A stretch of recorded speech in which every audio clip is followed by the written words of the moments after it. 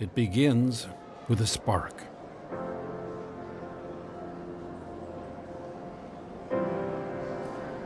Hey Jackie, wait for me. The passion for air and space.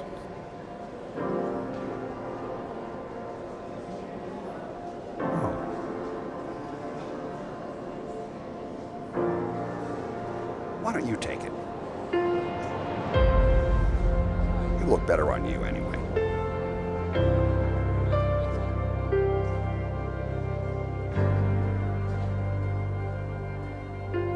Hey Jackie, remember her? That passion can grow.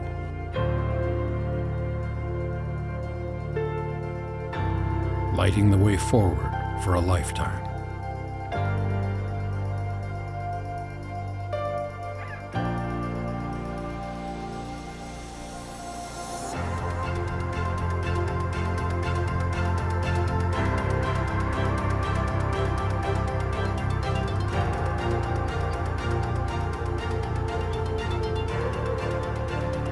And now, with the monumental transformation of the Smithsonian's National Air and Space Museum, this place that has ignited generations of imaginations will be completely reimagined, inside and out.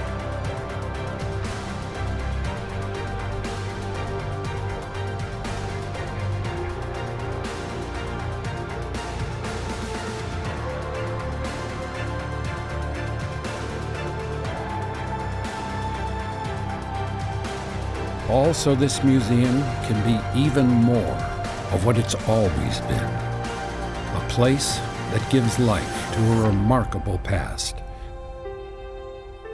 and gives rise to the people who will make history tomorrow. Join us in the mission to transform the National Air and Space Museum. Together, we'll ignite tomorrow.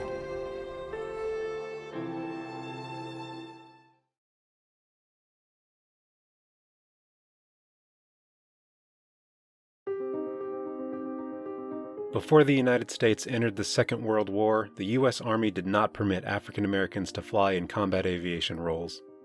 Due to significant political and legal pressure exerted by activists and the press, the U.S. government realized the need for change.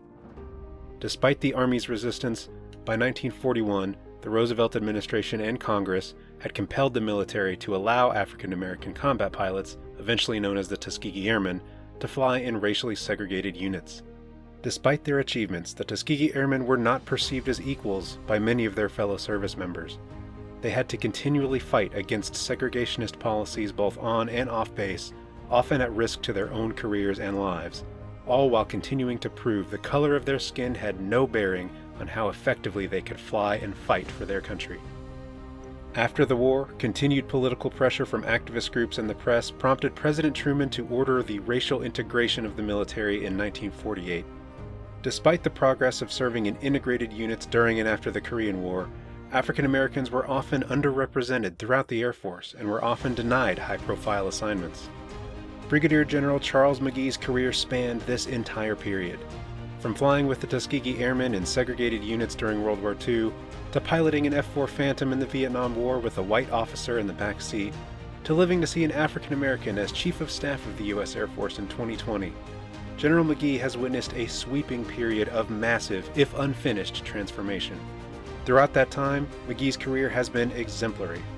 He flew over 100 combat missions in each of the 3 wars he served in for a total of 409 missions. He shot down a German Focke-Wulf 190 in combat in 1944. He commanded the 16th Tactical Reconnaissance Squadron during the Vietnam War.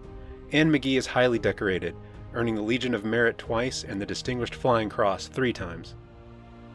In conversation with General McGee this evening is the 14th Secretary of the Smithsonian Institution, Lonnie Bunch. Bunch started his Smithsonian career at the National Air and Space Museum in 1978 and later became the founding director of the Smithsonian's National Museum of African American History and Culture. A widely published author, Bunch has written on topics ranging from the Black military experience, the American presidency, and all Black towns in the American West. we are honored to have Brigadier General McGee and Secretary Bunch as the distinguished guests of the 2020 National Air and Space Society's Flight Jacket Night. Moderating tonight's discussion, please welcome the John and Adrian Mars Director of the National Air and Space Museum, Dr. Ellen Stofan.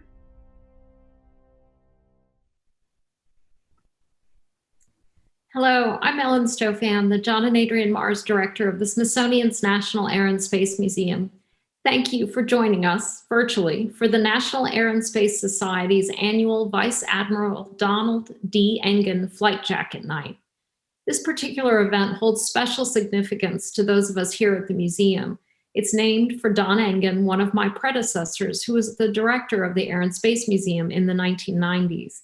Naming this lecture for him is our way of honoring his commitment to the museum and to our country. Flight Jacket Night is one of the many ways we show our appreciation for our supporters in the National Air and Space Society and beyond, who help us to achieve our goal of inspiring the next generation of innovators and explorers. Your support is so valued.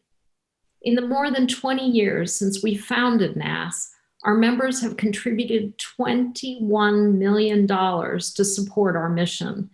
And with our transformation of our location in Washington, D.C. underway, that support has never been more important. Thank you also to our friends who've joined us from across the Smithsonian for this event, including members of the Friends of the Smithsonian, the Castle Circle, the James Smithson Society, the Air and Space Legacy Society, the National Museum of African American History and Cultures Membership Society, and the National Museum of the American Indian Membership Society. Welcome to all of you. Get ready to learn what makes the stories we tell here at Air and Space so special. I'm very excited to moderate this conversation tonight. We have two incredible speakers here to share their stories. Thank you to Lonnie Bunch, the Secretary of the Smithsonian, for joining us for this conversation and lending his perspective on the incredible career of tonight's featured speaker. Brigadier General Charles McGee is an inspiration. It is as simple as that. He is a true hero. And did you know that he took a special flight to celebrate his 100th birthday and actually piloted the plane? General McGee has been such a great friend to the National Air and Space Museum for years. From book signings to talks at our family days, he has always been enthusiastic about connecting with our visitors and sharing his experiences as a Tuskegee Airman with others. And we are incredibly grateful that he is here with us tonight to do just that. Before I get started with my questions, a reminder that there will be an audience Q&A later on in the program. So as you listen to General McGee and Secretary Bunch's stories, think of what else you might want to ask. And I'm going to start with a question for General McGee. Going way back to the beginning, what inspired and encouraged you to pursue a career in aviation as your World War II service? Why did you want to fly? Well, my actual looking back at what took place, the best I can say is I was avoiding the draft. I learned to handle a rifle in ROTC, and Pershing rifles was very pleasant, but had my draft, it's because I was in school, my draft board wasn't pulling my number. Had they pulled my number, I'm pretty sure at that time it would have been with a rifle on the ground in the mud. It turns out that because of Army policy, that they couldn't use a black pilot because they had no black mechanics. The very first of the now called Tuskegee Airmen were mechanics trained at the technical school, Chanute Field, Rantoul, Illinois. That's how I heard about it. I think probably my ROTC instructor said, well, mechanics are all right and needed, but how about the pilot? I passed the pilot exams, and all I can say is after my first flight down at Tuskegee, Alabama, in a PT-17, I was hooked. That's amazing. You entered service in the US and then fought in Europe. As an African American, what was it like being in the Army, an Army Air Force officer in a segregated America? And then what was it like in occupied Italy? Well, fortunately, we had good training and good leadership. And our goal while we were in Italy was the mission. We weren't concerned, even though segregation went overseas, we were, as I say, well trained and well equipped, and had the leadership. And Ben Davis Jr. They let us raise second and first lieutenants, as I say, who were anxious to maybe go happy hunting and get a couple of kills so you could maybe become an ace. Our job was to help save American lives, and that we did. So that was what was the focus. It's interesting that when you look at that picture, a lot of Germans were fighting. They were not necessarily fighting for Nazism. Many of them were fighting for country, but that's the happenstance of war and the circumstances. So what kinds of missions did you fly, and what aircraft were you flying? Well, it's interesting. And when we look at the Tuskegee experience, there are several phases. And of course, the first is that of the 1st Squadron, the 99th Pursuit Squadron. All of us trained in the P-40, but they're the only ones that flew the P-40 in combat. They went into North Africa, Sicily, and into Italy. It turns out that their first, as I say, the segregation, they went overseas, they weren't wanted and weren't liked.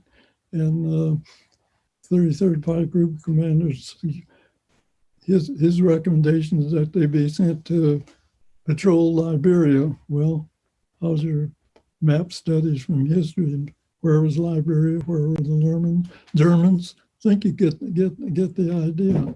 But it turns out that when the 332nd Fighter Group combat ready in the P-40, and they say, oh, you are going to do some patrol work. You're going to fly the P-39 Bel Air Cobra.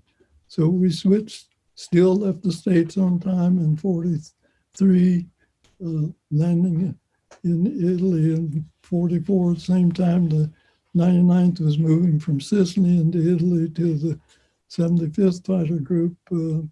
332nd Fighter Group arrived. 99th was still flying their P-40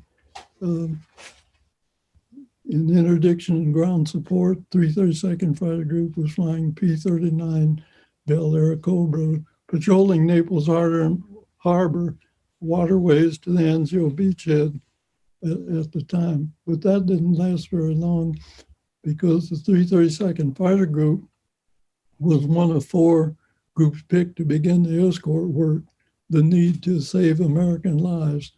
You know, they thought we had enough guns on our B-17s and B-24s to protect them from the German Air Force. That wasn't the case. And of course, bomber completely destroyed, 10 American lives lost. 332nd Fighter Group, we gave the P-39 to the Russians, and because it wasn't an interceptor, and picked up P-47 Thunderbolts. Only had the Thunderbolt 2 or 3 months, ended up P-51 Mustang, July of 44, wonderful aircraft. You know, we built the P-51 for the British. They put the Rolls-Royce Merlin engine, and we said, perfect. And we put it to use. Wonderful aircraft of the day and time. So many, many more missions than P-51. I even have a pair of shoes commemorating your P-51 kitten from World War II. Oh, I've got them up there. I didn't put them on. So. What was your time like at Tuskegee? And you talk a little bit about what was it like to be at Tuskegee training before you went over? Well, it's interesting because the South wasn't a welcome place. Tuskegee, town of Tuskegee wasn't welcome. Fortunately for Tuskegee, then the Institute, now Tuskegee University, that was really our home. And the airfield that was built about 7 miles northwest of Tuskegee. So the sheriff of Tuskegee wasn't a friend, and we stayed out of town. And fortunately, I say they didn't change the training standards. Southeast Training Command treated us well. And those segregated, the focus was what was the mission and not on the segregation. Fortunately for those of us who had not grown up in the South, we had members in the Tuskegee program who were born and raised and lived in the South, and they let us know where not to go buy gas or what parts of town to avoid. So it all worked out well because the focus was on the mission, not the circumstances. Yeah. Lonnie, if I can switch to you, what was the path for African Americans to greater military participation during World War II, especially through the story of military aviation? I think it's important to realize that the Tuskegee Airmen are part of a long tradition of Black involvement in the military. I'm going back to the U.S. colored troops, the Buffalo Soldiers, but it's the Tuskegee Airmen that really epitomized what this was about. And that was the challenge of fighting in order to get the right to fight. That the Tuskegee Airmen, like many Black military, weren't considered appropriate to fight in the Army. That when they were drafted, many of the African Americans were in service units. They were going to unload things. They were going to be the sort of pick and shovel people. But I think what happened is that there was a great desire by many people in America, especially African Americans, to say, we want to make sure African Americans can participate actively in the war, and especially the Tuskegee Airmen. Because the belief was that if you could fly as fast and fight as well as white troops, then equality would have to follow that.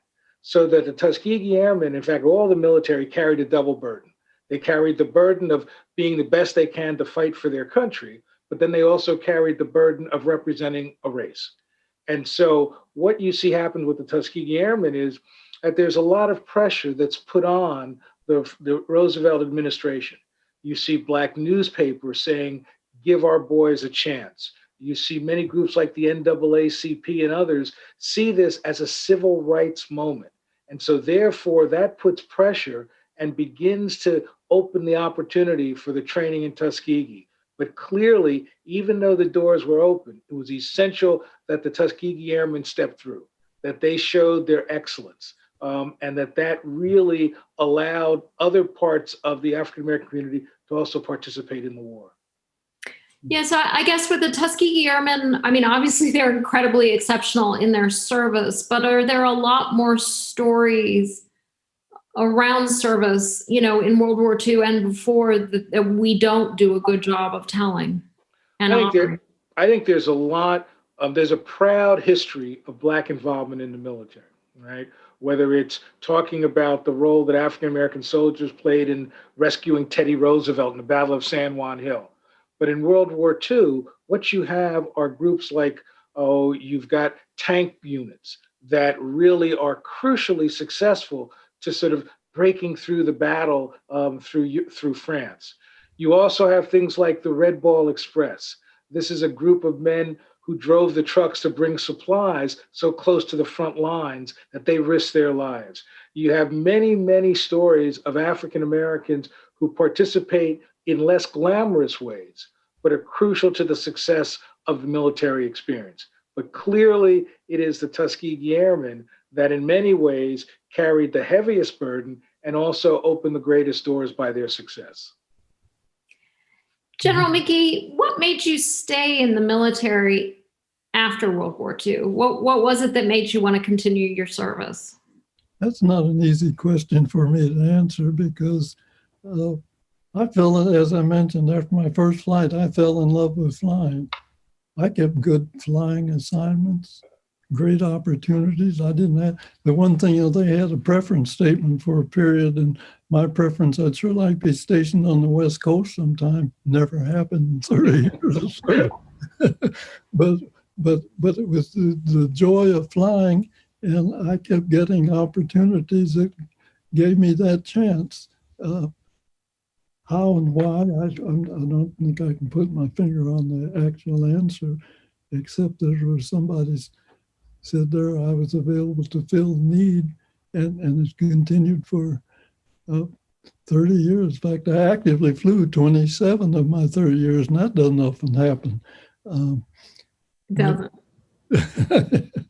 What did you think when you heard about Truman's order in executive order in 1948 desegregating the U.S. armed forces? How did that make you feel, and how did you react to that?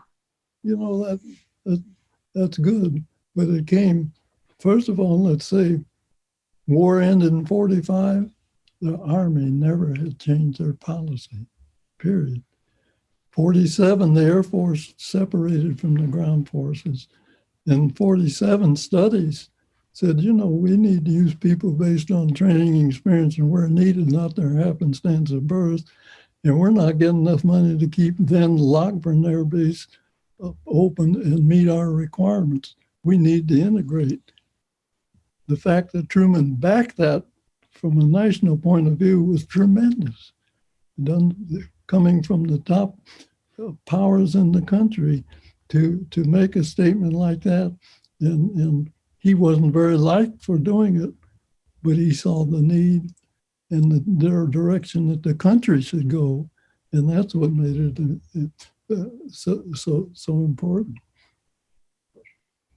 So, and for the audience who aren't totally appreciating this, because we're just getting started here, General McGee's career has covered 3 wars, 409 combat missions, over 6,000 flying hours, over 1,100 combat flying hours. So we have a lot to talk about here. So as the Korean War began, what was different from your experience in World War II, and what was the same? Well, I got there because when we decided to support the Korean activity, we didn't have jets in place.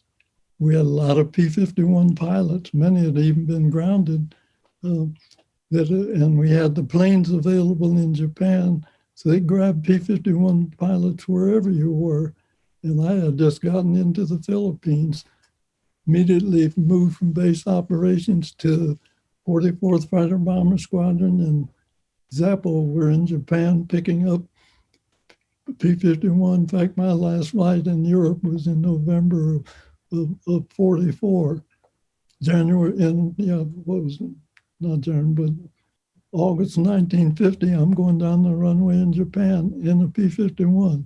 Had no checkout again, just love of flying. And unfortunately, the training and ability that we've been given. And as I say, again, and as I pass on to young people now, for whatever reason, I just love flying. To be able to get in the air and loop, roll, and spin, come back and put your feet on the ground. What's better? Wonderful experience. And then the other thing that I like to pass on, have the opportunity to, back when it was cheapest, didn't cost so much to fly. And if a plane was in commission and you wanted to get some nighttime, you could go on and do it. Pretty expensive to try to do today. But taking off at sunset and climbing up to 45,000 feet, see the sunset again, see the stars come up overhead, to this, tremendous. And it makes me realize, we human beings are one small aspect in a mighty grand universe. That we are. Yes. Lonnie, can you talk about the African Americans that remained in service after World War II and the types of roles they filled in, this whole integration of the military? How successful was it? Well, it is important to realize that part of the success of integration was because of the Tuskegee Airmen, because of their success. But integration also occurred really out of both a moral need from Truman's point of view, but also a political need. That you have African Americans moving from the South into the cities, changing the political calculus. So suddenly there were democratic cities that had more African Americans, and that was also part of the calculus of how do we make sure we can keep political power. But I think what's really amazing to me about the Tuskegee Airmen is that the leadership of this really spreads out throughout the country. You've got people like, B.L. Davis Jr., who stays in as the general, General Chappie James, who becomes one of the highest ranking officers in the military. You've got General McGee. You have an awful lot of people who use their time and become influential as role models, as leaders that sort of help the military change, because it didn't change overnight. In fact, you could make an argument that Korea is the first sort of integrated war, and yet there were still few Black officers, and many units were integrated at the large number, but in the small segment, they were still segregated. And it's really not until Vietnam that you see African-American officers leading all kinds of troops and sort of really fulfilling the dream of integration. I think it's also important to recognize that for those who didn't stay in, like Coleman Young or Roscoe Brown, these are men whose careers outside of the military were transformative. Coleman Young is one of the first Black mayors in the United States in Detroit. Roscoe Brown's an educator, becomes a media person that really opens doors for African Americans in New York City. So in some ways, the Tuskegee Airmen are crucially important because what they did was more than integrate the military. What they did was open a door that said the broader society needs to rethink its relationship with African Americans. And that is an ongoing struggle. But the origin of it is in part because of the success of the Tuskegee Airmen, both within the military and those that stepped away. And one of the things, Lonnie, oh, sorry, go ahead, General McGee. I was just going to say that's important because there was attitudes that if we get when they hear we had our hands on the gun, we'd be fighting white America. That didn't happen, and that was very key at that time. That the focus was supporting our country. You know, the country had come out of 10 years of depression. The job opportunities in the war buildup became available. Segregation didn't change, but opportunities were slowly made available, and the Black Americans participated just as they have in all phases of our country's experience. But that carried forward and allowed what took the civil rights movement in the 60s, again, to change. Progress is not overnight. Things happen slowly, and there's still work to do from that point of view. But I think, fortunately, we had those who didn't change segregation, but believed in the opportunity. And I think that's what the Tuskegee Airmen experience has passed on for all of our young folks for our country's future, believing in the opportunity, not listening to somebody tell you can't do something, Right. and being willing to step forward and show that you can. And that so much of what happens during the civil rights movement is often led by military men, African Americans who've come out, Medgar Evers and others who basically tasted some freedom in the military, recognized their own skills as leaders, and brought that back to say that it's time for America to change. And so, in essence, what the Tuskegee Airmen does, what the military experience does, it's a ripple of transformation that opens more opportunities for people who had nothing to do with the military. And in essence, America becomes a profoundly different place because of the success of people like the Tuskegee Airmen. One of the things our curator, Mike Hankins, recently wrote about the experiences at Freeman Fields and the history of activism. And I was obviously we're in a time where there's a lot of activism happening right now, and I was really impressed to read about the activism that the Tuskegee Airmen took part in to push their case, make sure they could participate, be given that opportunity. And Lonnie, I don't know if you want to talk about that a little bit. Well, I think what's important is you've got the Tuskegee Airmen, candidly, are very special. They were better educated than many other people in the military. They were officers. Many were college educated. So they were expectations. And even though they understood that America was a segregated land, I wasn't sure they're going to accept that. And one of the best examples is the Freeman Field mutiny. That's called the mutiny, which is where basically Tuskegee Airmen officers realized that they were being told to go to only a segregated officers club. And so many of the Tuskegee Airmen said that's not acceptable. They went in, they were arrested, they were sort of court-martialed. And what was so powerful, though, is that really tens of hundreds, almost 100 people signed on, a former Tuskegee Airman signed on to say, we're going to support these people who are doing this. So they risked their careers because they knew that was wrong. And what I think is 30 years earlier, that kind of action wouldn't have happened, and it wouldn't have happened successfully. Then as a result of that, the Army has to rethink things. The NAACP is involved, the military is involved, and says, this is not right. And they basically didn't punish many of the men who were involved in this. 3 were court-martialed and 2 were acquitted. So in many ways, these men risked everything to demand for fairness. So they fought for freedom in the air, and they fought for freedom on the ground.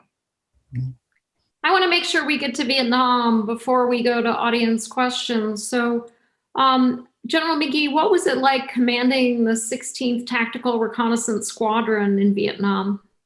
Well, it was a wonderful opportunity for me because, as I say, still enjoying flying and having a mission that was so important. That was tactical intelligence gathering. We carried no weapons. Speed was our defense, day-night operation, and to command the unit doing such an important mission. Again, I was thrilled because I was flying, still flying.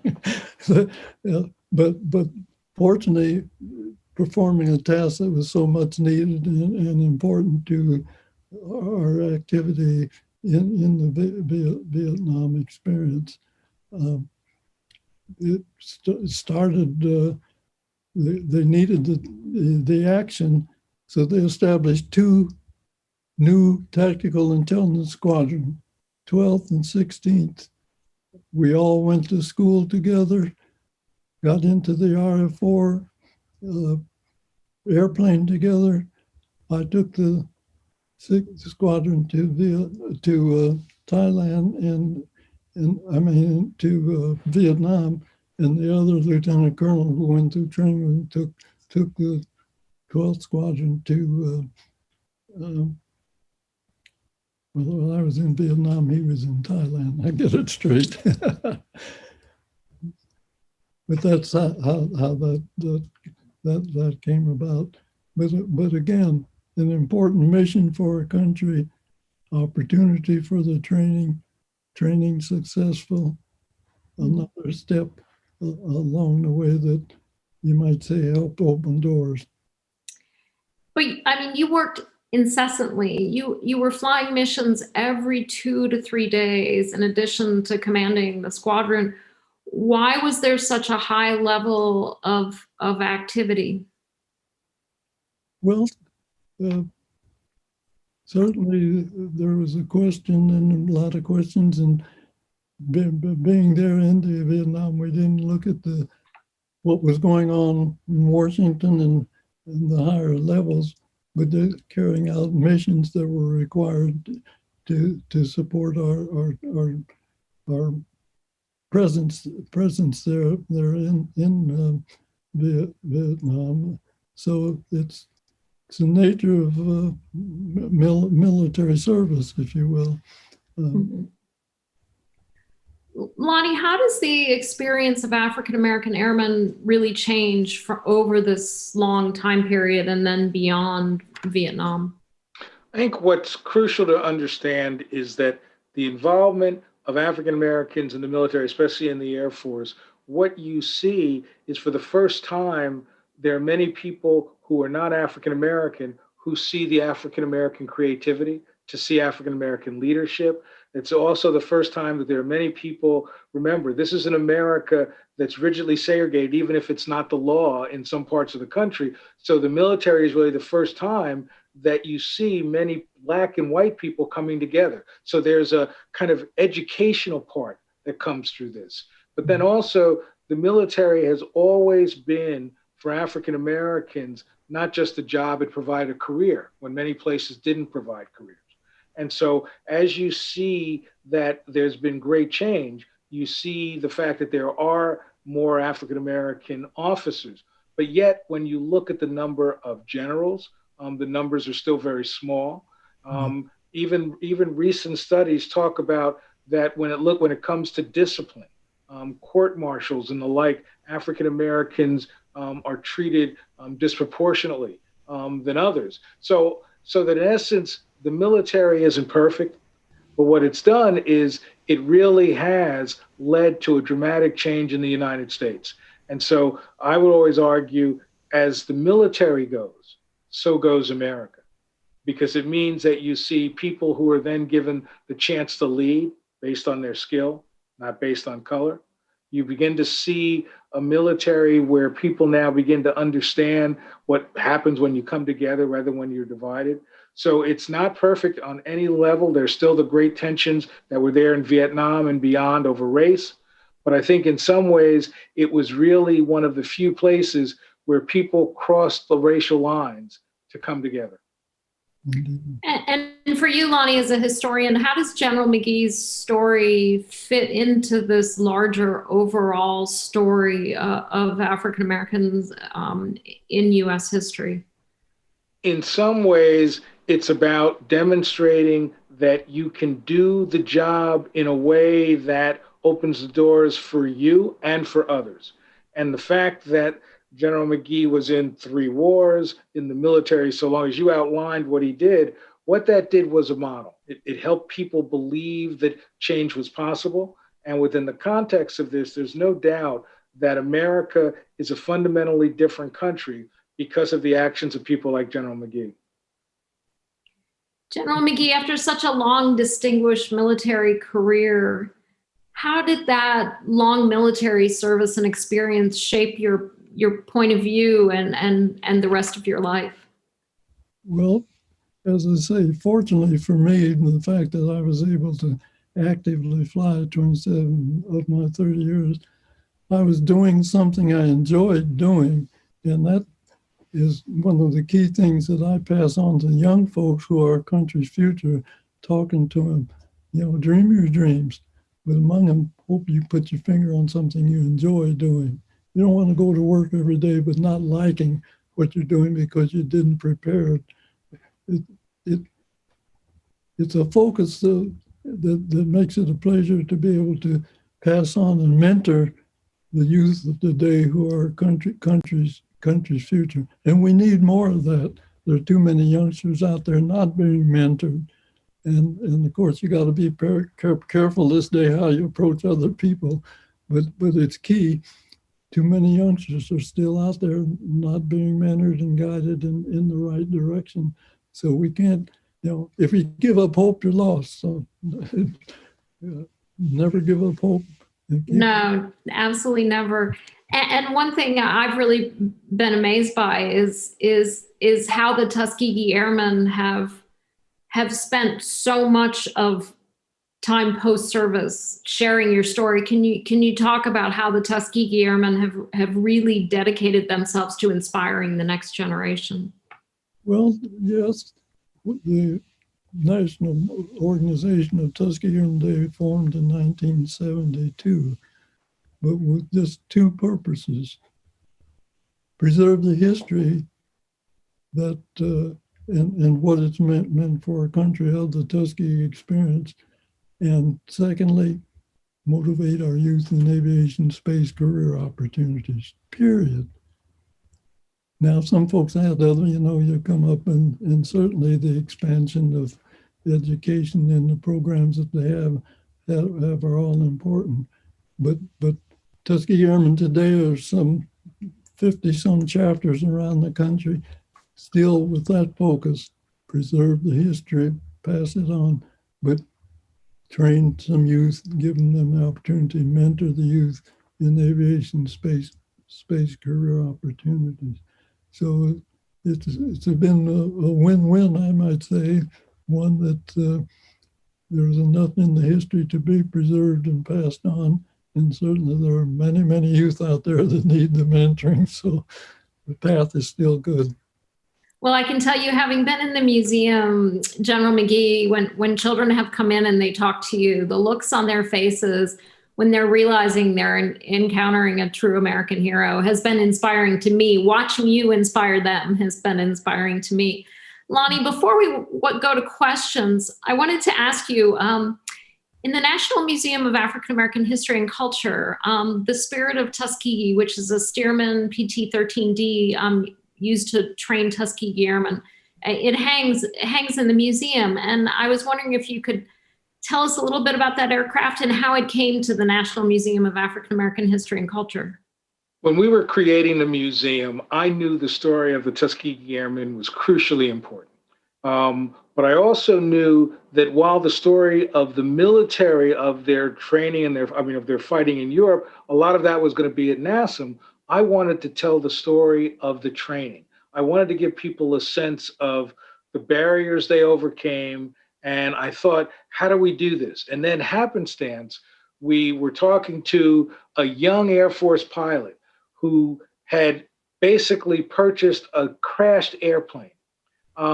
And as he was going to restore it, he began to do research and looked at the tail numbers. And it turned out to be one of the few planes still extant from PT-13 Stearman that the airmen were trained in Tuskegee.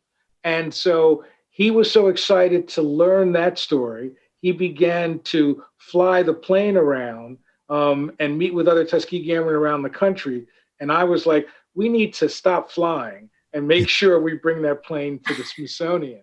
And ultimately, we were able to bring the plane in as one of the most visible markers in the museum of the military experience. And so this was really a way to pay homage to the Tuskegee Airmen, pay homage to Tuskegee, pay homage to trainers like Chief Alfred Anderson, and that in essence, we wanted people to realize that when you look up at that plane, what you're seeing is the possibilities of America if you follow the leadership of people like General McGee. Awesome. Now we are getting a lot of questions from the audience. So I'm going to go to the first question that's come in. Is General McGee, what is your favorite aircraft to fly? And did you ever have a favorite plane? Well, that's not an easy question to answer with technology. Of the early planes, P-51 Mustang, but I always qualify it with the Rolls-Royce Merlin engine. Couldn't be beat. Wonderful opportunity, and we were able to perform such an important mission with that. But my active flying, I last flew the F-4, but I got a chance to get an F-16 ride. Somebody said, how do you compare the F-16 to F-4? I said, you don't. Our youngsters need to understand where technology has taken us. That those are not fair comparisons, if you will. But they need to know what took place earlier, what it meant, what its importance, where are we today, and where are we going tomorrow. Those are the things that our youth need to get from being able to see that plane, talk to folks about it, and then learn their position for our country's future. And that's the way I look at it. It's a lesson step by step. No one is better than the other. Someone wants to know if you ever escorted the 303rd Bomb Group. Oh my goodness, I don't have my... Okay, this was 44, 45, I think. Yeah, I'd have to go into the history that they've done at Maxwell Field, and possibly what mission was I on, and that type of thing. I had overseas, as I had 82 tactical and 54 strategic missions. How many more did we fly, and what days did I fly, and what days I didn't? So it's hard to say. I think he was worried. He was hoping that they treated you well, if you did. Well, fortunately, although segregation went overseas, we were well equipped and and well taken care of. So, as I say, all is well that ends well. Whether What kind, with the best, certainly another story. what kind of relationships did the pilots have with the technical crews? Oh my goodness, key people. I used to fuss with some of the reporters who said, "Why are you always come and talk to we pilots when you ought to talk to some of the mechanics and technicians that make it possible for what we're doing?" That's often overlooked, but very key in any activity. The folks that make the equipment and prepare it, those who use it and accomplish the mission. Very important relationships, and certainly important to. I'm not sure in my very first few years I realized that, but a point in time came to be very important, and it changes your attitude and relationships for sure with those that you work with. Someone wants to know, and this is an interesting question, was there ever a time where you felt just really discouraged? You felt like giving up? And why? And I'm going to add to that, why did you keep going? What made you keep going? Well, I never had a point of discouragement and wanted to change.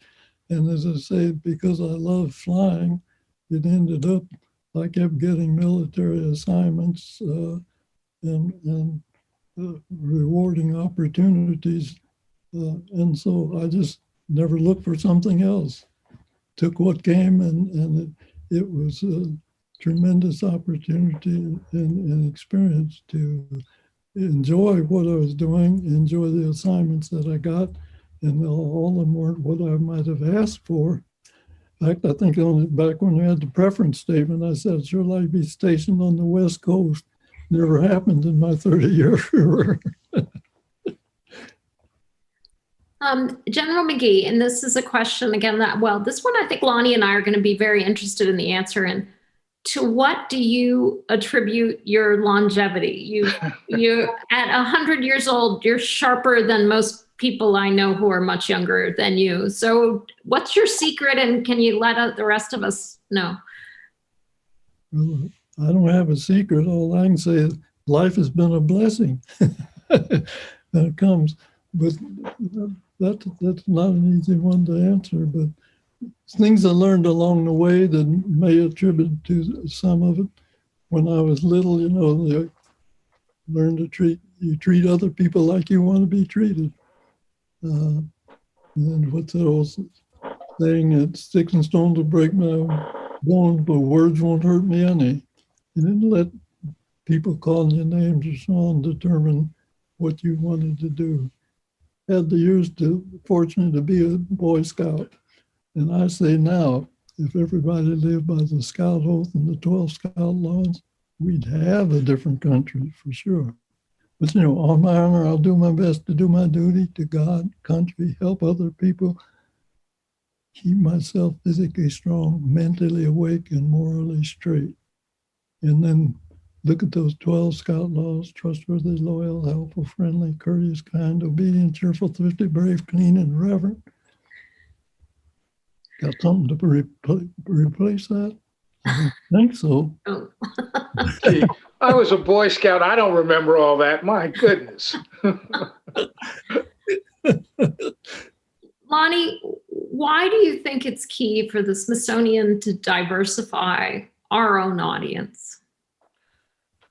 Part of it is the wonders of the Smithsonian, that the Smithsonian gives you a way to understand who we are as a nation, understand the opportunities of research and exploration and science. So part of it is you want to make sure that you're sharing that with the broadest possible audience. But the truth of the matter is, it's so important because, one, the Smithsonian needs to model the America we expect, an America that's inclusive, an America that understands and embraces differences, America that understands debate, an America that recognizes it's made better by having people who are different, but who are trying to achieve the same goal.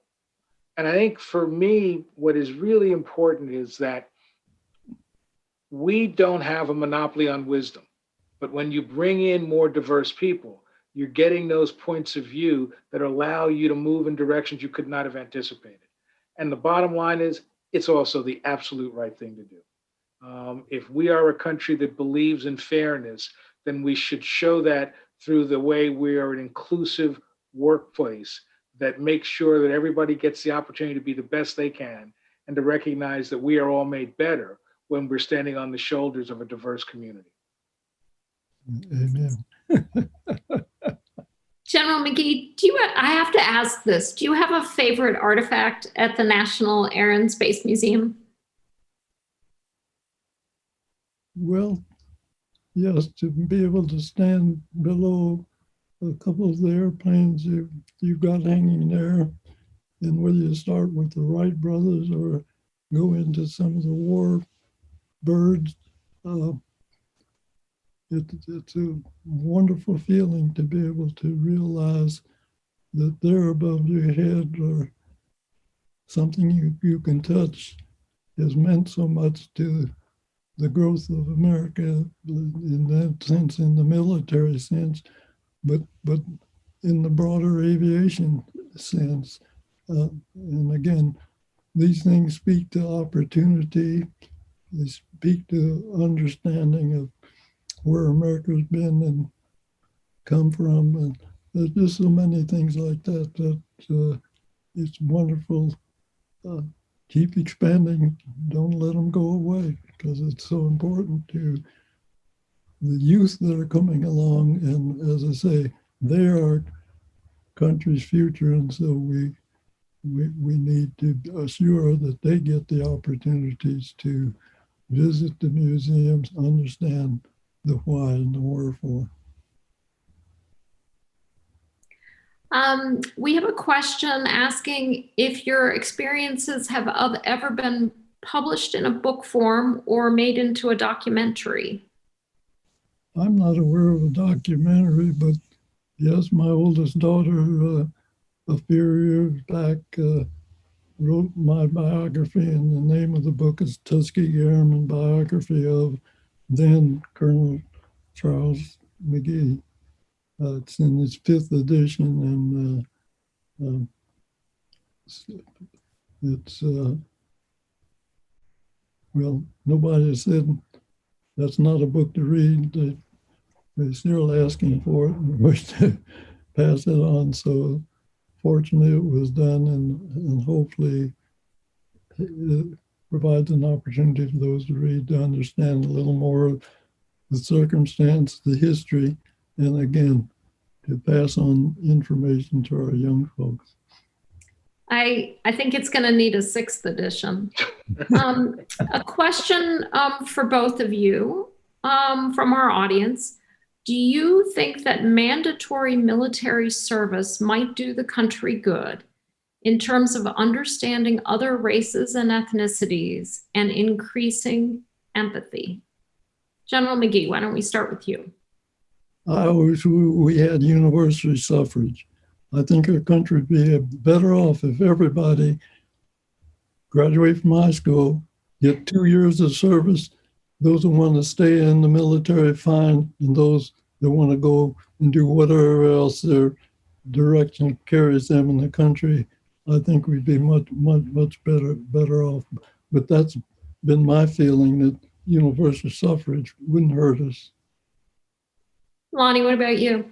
You know, I feel very strongly that one of the great strengths of a country is its willingness to commit to serving others. So for me, it's both a 2-year commitment, let's say, to the military, or to a 2-year commitment to working in educational programs in inner cities. I just think the notion of having mandatory service where you put aside yourself to sacrifice for a greater good is really a crucially important thing to do. So whether it's through the military or through these other ways like VISTA, Volunteer Service to America, these are the kind of things I think could make a country better. I'd like to thank you. I'd expand my interest and take on, because I agree with you. It's very broad and very important. General McGee, a lot of the times people will ask me this. I'm sure Lonnie gets asked it too. And I think, who were your mentors? Were there people that inspired you in your military service? Because now I'm sure you mentor and inspire others today. But I'm curious who your mentors were. I didn't try to keep up with them. I'm sure that there were those that working for or with or things that I've learned along the way, but I don't recall. And it just happens. A lot of the history I can repeat and haven't forgotten. Who was it with and some of the names? For some reason, I've never been good at remembering names. You and me both. You and me both. So it's so many that I've touched base along the way that have been important to my life, but I couldn't give you the name at this moment if it even meant my life, which is unfortunate, but this has happened that way.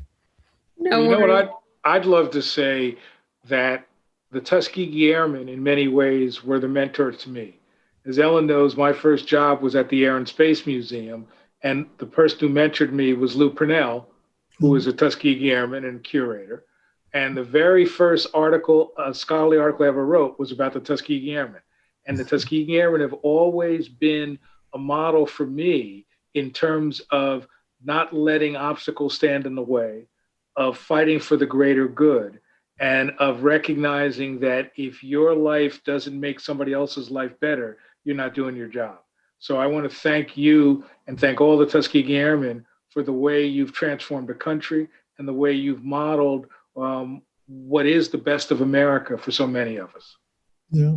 Well, it's, again, the leadership that we had along the way, like B.O. Davis's life experience, from the time he graduated from West Point, and to others who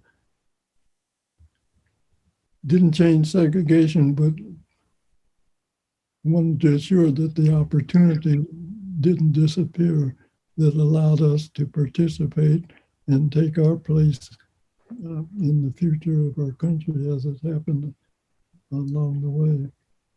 Very important. It's very important. Thank you both so much. I'm afraid that's all we have time for tonight. Again, thank you, Brigadier General McGee and Secretary Bunch for this extremely insightful conversation. And thank you to everyone who spent their Friday night with us honoring this incredible aviator's career. Your dedication and support of the Smithsonian goes far beyond any donations. You're the champions for the stories we tell and understand the value that we bring to our visitors from near and far. In the next few days, soon we'll have tonight's program available to all of you on YouTube and on our website. And please share it with those in your life who may need a bit of inspiration, because we certainly had that tonight. And be on the lookout for more virtual programming for the museum soon. Thank you all, and good night. Thank you. Yep.